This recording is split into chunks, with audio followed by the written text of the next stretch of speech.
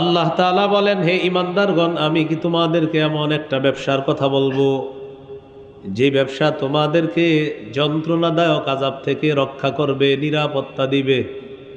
তুমিনুনা বিল্লাহ, তোমরা আল্লাহকে বিশ্বাস করবা। ব্যবসা ব্যবসা বলতেছে, আল্লাহকে বিশ্বাস করবা।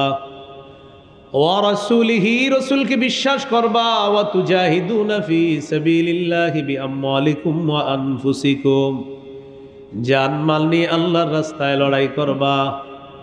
যালিকুম খায়রুল লাকুম ইন কুনতুম তা'লামুন, তোমরা যদি জানতে এটাই তোমাদের জন্য কল্যাণ। পরে কি বলে দেখেন, ইয়াগফির লাকুম যুনুবাকুম, আল্লাহ তোমাদের আগের সব গুনাহ মাফ করে দিবেন। ওয়া ইউদখিলকুম জান্নাতিন তাজরি মিন তাহতিহাল আনহার, এমন বাগানে প্রবেশ করাবেন যেই বাগানের তলদেশ দিয়ে নহর সমূহ প্রবাহিত হয়।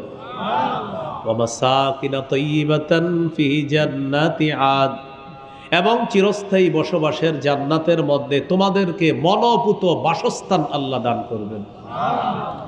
যালিকাল ফাউজুল আযীম, এটাই মহা সফলতা।